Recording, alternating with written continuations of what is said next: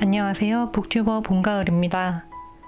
여러분은 혹시 다른 사람의 기대를 충족하려 애쓴다거나 남들이 나를 어떻게 생각하는지 신경 쓰다가 화가 나거나 두려워질 때가 종종 있으신가요? 제가 오늘 여러분께 소개해 드릴 책은 수치심 권하는 사회입니다.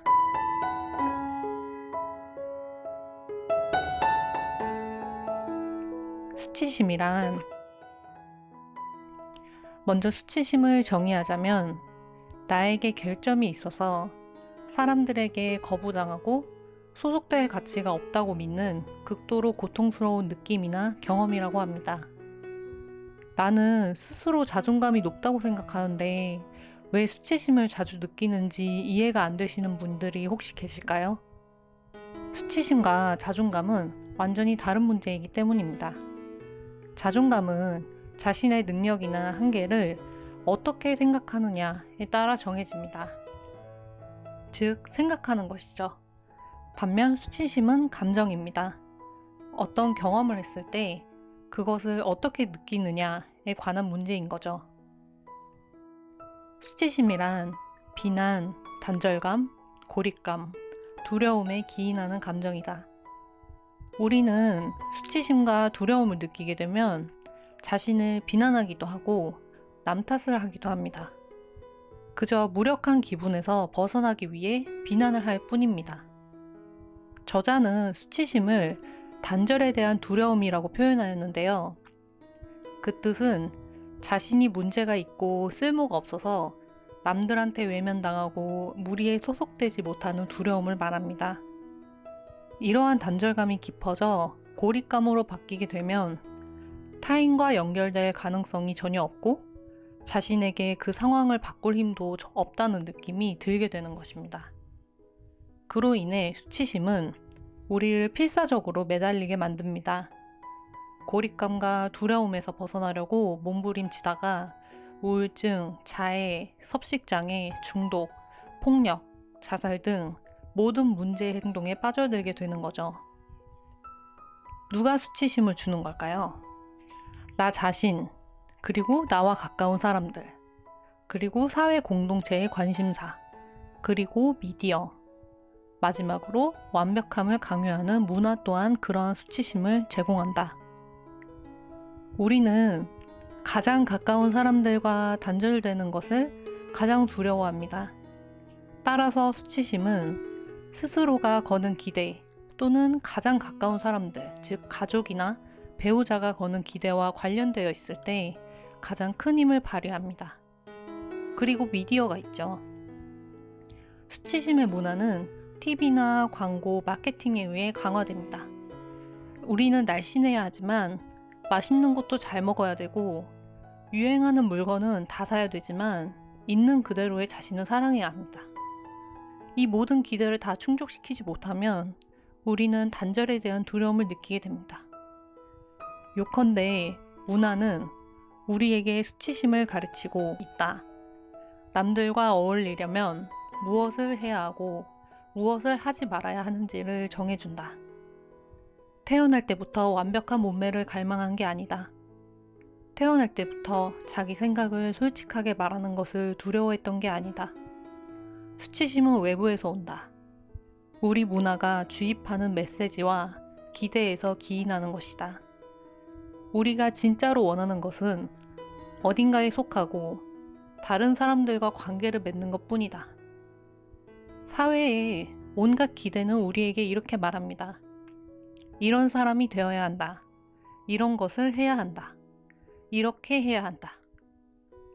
오늘날 우리는 완벽함을 강요하는 문화 속에서 살고 있습니다. 사람들뿐만 아니라 미디어도 우리에게 완벽한 모습을 강요합니다. 우리는 완벽함을 원합니다. 하지만 완벽해지려고 애쓰는 것처럼 보이기는 원치 않습니다. 노력하지 않아도 완벽한 사람이 되고 싶기 때문입니다. 진짜 맞는 말 아닌가요? 성공은 큰 노력 없이 쉽게 이루어지는 거라고 믿을 때 우리는 고생하고 애쓰는 자신을 수치스럽게 여기게 되고 완벽해지려고 애쓰는 사람들의 노력을 무시하게 됩니다. 수치심에서 벗어나려면 어떻게 해야 할까? 수치심 회복 탄력성을 키워야 한다. 그렇다면 우리는 이 지독한 수치심에서 벗어나기 위해 어떻게 해야 할까요? 누구나 수치심 회복 탄력성을 길러서 수치심을 줄일 수 있습니다. 수치심 회복 탄력성이란 우리가 수치심을 느낄 때 그 감정을 인식하고 수치심을 일으킨 경험을 통해 배우고 성장할 수 있는 능력을 뜻합니다. 수치심 회복 탄력성을 가지기 위한 첫 번째 요소는 자신의 수치심을 알아차려야 한다는 겁니다. 내가 취약한 부분을 알고 수치심이 그로 인한 것임을 안다면 왜 그렇게 느끼며 어떤 도움이 필요한지 본능적으로 알 수 있어서 두려움이나 혼란, 자기 비난의 감정에서 빠져나올 가능성이 훨씬 커지게 됩니다. 나는 어떠어떠한 사람으로 보이고 싶다. 나는 어떠어떠한 사람으로 보이고 싶지 않다. 자신의 수치심 촉발제를 알아내기 위한 질문입니다. 저는 이렇게 대답했습니다. 나는 똑똑하고 유머 있고 날씬하며 위로가 되어주고 같이 있으면 편안한 사람으로 보이고 싶다. 나는 의존적이고 불만이 많고 쪼잔하며 한심하거나 뚱뚱한 사람으로 보이고 싶지 않다. 저도 제가 빈칸에 적기 전까지는 저 스스로가 저에 대해서 이렇게 생각하는 줄 전혀 몰랐습니다. 여러분도 이 기회에 한번 자신이 보이고 싶은 모습과 보이고 싶지 않은 모습에 대해 생각해보는 시간을 가지는 건 어떨까요? 그리고 생각을 해봐야 합니다. 이런 모습이 나에게 어떤 의미가 있는가? 왜 이런 모습을 원하지 않는가? 이런 모습이 나쁘다는 생각은 어디에서 비롯되었는가? 수치심에 있어서 변화의 전제 조건은 이해입니다. 행동을 변화시키겠다고 의식적으로 결심하려면 우선 자신이 무슨 생각을 하고 왜 그런 생각을 하는지 알아야 하는 거죠. 수치심 회복 탄력성을 가지기 위한 두 번째 요소는 자신에게 수치심을 줄 수 있는 것들에 대한 비판적 인식입니다. 비판적 인식, 즉 개인을 떠나 사회 공동체 관점에서 수치심을 바라봐야 합니다. 외모에 대한 수치심을 느끼는 것으로 예를 들자면 외모에 대한 사회 공동체의 기대는 무엇인가? 그런 기대는 어떻게 작용하는가? 우리 사회는 그런 기대로 인해 어떤 영향을 받는가? 모발, 다이어트, 피부, 미용, 성형업계 등등 온갖 종류의 외모에 대한 기업들은 사람들이 자신을 뚱뚱하고 못생겼다고 생각하지 않으면 물건을 팔 수가 없습니다. 그러니 강요는 계속됩니다. 비판적 인식을 높이고 수치심 회복 탄력성을 기르는 데 있어 가장 힘을 실어주는 말이 있습니다. 바로 너만 그런 게 아니야. 비판적 인식이 없으면 사회 공동체 기대를 수용 가능한 것이라 믿기 쉽다.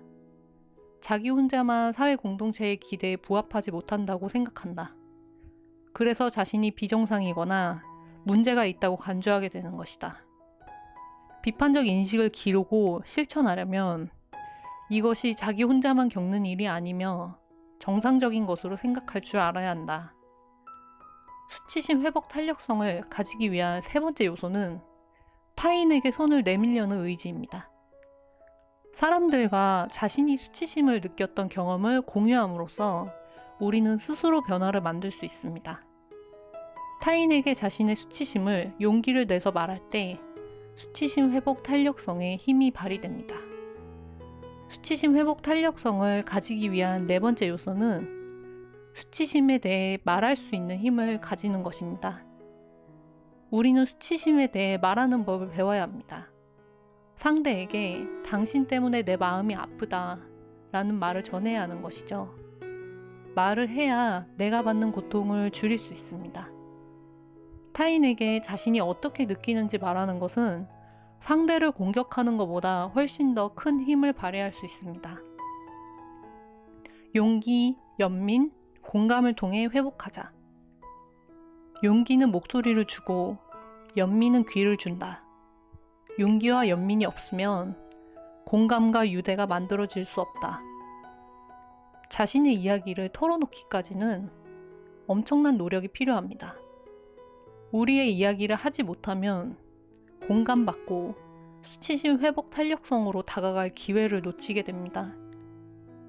연민은 공감을 하는 데 있어 마음을 열고자 하는 의지라고 할 수 있습니다. 상대의 이야기에 귀를 기울여 주고자 하는 것, 그것이 연민이라고 할 수 있죠. 사실 수치심의 가장 강력한 치유 방법은 공감이라고 할 수 있습니다. 수치심을 겪은 사람은 상대방의 이런 말에 위로를 얻었다고 합니다. 이해해, 나도 그런 적이 있어. 나한테도 그런 일 있었어. 괜찮아, 네가 정상이야. 그게 어떤 기분인지 나도 알아. 진정한 공감을 하기 위해서는 모든 사람이 나와 똑같은 시선으로 세상을 바라보는 게 아니라는 사실을 받아들여야 합니다. 또한 상대방을 비판하지 않으려는 태도가 필요합니다. 상대방이 수치심을 겪은 상황에서는 누구나 마찬가지로 수치심을 겪을 수도 있기 때문입니다. 그와 더불어 타인이 느끼는 감정을 이해하려 하고 이해한다는 사실을 표현해야 합니다. 공감은 상대에게 완전히 집중하고 이해하려고 노력하는 것입니다. 정확하게 상대방의 말을 이해했냐, 못했냐가 중요한 게 아니라 그저 들어주고 이해하기 위해 노력하는 것이 중요한 것입니다. 공감, 용기, 연민을 실천하게 되면 우리는 단절에서 벗어나 사람들과 유대할 수 있게 됩니다. 그럼 어떻게 살아야 하는가? 제일 중요한 것은 자기 자신. 나 자신을 돌보려고 노력해. 내 마음이 텅 비어버리면 남에게 베풀어 줄 수가 없잖아. 내가 없으면 다른 그 누구도 있을 수 없습니다. 있는 그대로의 나를 받아들이는 힘이 우리에겐 필요합니다. 기대를 정할 때 우리는 자신의 모습뿐만 아니라 주변 사람들이 어떻게 반응할지도 생각해 보게 됩니다. 그리고 기대했던 반응이 나오지 않으면 우리는 수치심을 느낍니다. 우리가 아무리 애를 써도 상대의 반응은 우리 마음대로 할 수가 없습니다. 그렇기에 어떻게 할 수 없는 타인의 반응을 바꾸려고 필사적이 되지 말고 나 자신을 변화시키는 방향으로 가야 할 것입니다. 우리가 마음대로 할 수 없는 일이 실현되어야 자기 가치가 높아진다고 생각하면 오히려 자기 가치가 위험해진다. 자신의 단점과 한계뿐만 아니라 자신의 장점과 능력을 파악하고 인정할 줄 알아야 합니다. 강점, 관점은 희망의 관점에서 자신의 문제점을 들여다보는 것을 의미합니다. 예를 들어 이 사람이랑 있으면 이렇게 말하고 또 저 사람이랑 있을 때는 저렇게 말하는 것이 줏대없어 보이는 단점처럼 느껴질지 몰라도 강점, 관점에서 보면 다양한 사람들과 다양한 상황에 쉽게 적응하며 친화력이 좋은 점으로 생각되어질 수 있다는 것입니다. 대책도 없이 무조건 잘 될 거라고 안심하게 만드는 게 아니라 자신의 강점을 찾아내서 문제 해결에 이용할 수 있어야 한다고 저자는 말합니다. 자신이 무엇을 잘하는지 아는 건 아주 중요하다. 자신의 강점을 알면 목표를 이루는데 그 강점을 이용할 수 있다. 완벽함이 아닌 성장으로 가는 길. 완벽함은 이룰 수 없는 목표죠. 게다가 남들이 나를 어떻게 생각하는지는 내 마음대로 할 수가 없습니다. 남들이 나에게 거는 기대와 내가 나에게 거는 기대 모두를 다 해내기란 불가능하죠. 하지만 목표가 성장이고 이것을 개선하고 싶다 라고 말하면 현재의 자신에서 시작할 수 있습니다. 완벽하지 않아도 괜찮다고 자신을 다독이고 자신이 불완전하더라도 가치 있는 존재라고 생각하는 것, 그리고 자신을 인정해주고 소중하게 아껴주는 사람들과 유대감 네트워크를 형성하게 되면 변화할 가능성이 훨씬 더 커집니다. 개인이 변하는 것도 중요하지만 함께해야 큰 변화를 이룰 수 있다. 개인의 변화는 사회적, 정치적 변화와 불가분의 관계에 있습니다. 개인이 변하면 가족, 친구, 동료에까지 영향력이 물결처럼 퍼져나갈 수 있죠. 그 외에도 수치심을 유발하는 불쾌한 광고회사에 편지를 쓸 수도 있으며 올바른 공약을 가진 사람을 위해 투표를 할 수 있습니다.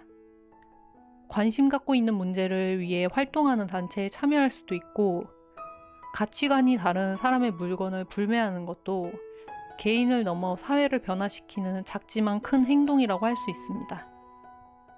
당신이 내리는 선택에 의해서 지금의 수치심을 권하는 사회가 변화될 수 있다고 저자는 말합니다. 당신에게는 선택권이 있습니다.